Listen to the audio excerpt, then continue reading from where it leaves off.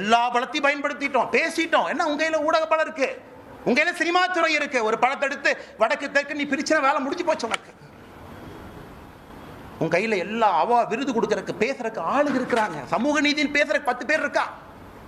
பாரதிய ஜனதா கட்சினா சமூக நீதி இல்லைன்னு பேசுறதுக்கு 50 பேர் இருக்கா. ஆனால் நாளை எனக்கு நானே சாட்டை அடி கொடுக்கக்கூடிய நிகழ்வை காலை 10 மணி என்னுடைய வீட்டுக்கு வெளியே நான் நடத்தப்போறேன். நான் எனக்கு முருகப்பெருமானுக்கு சூர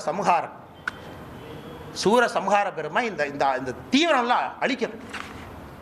நாளை காலை 10 மணிக்கு மாநில தலைவராக என்னுடைய இல்லத்திற்கு வெளியே நான் நின்று சாட்டையால் என்னை 6 முறை நான் அடித்துக் கொள்ள போகிறேன். சாட்டை என்னை அடிச்சுக்க போறேன்.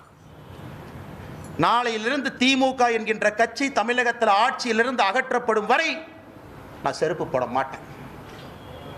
செருப்பு போட மாட்டேன். இந்த அரசியலை நானும் 3 வருஷம் பண்ணி பார்த்துட்டேன். ஒரு முடிவு வரணும். இன்னைக்கு முடிவு வந்தே ஆகும். சும்மா இத்தனை நாளைக்கு எத்தனையாக நானும் வண்டி ஓட்டுறது.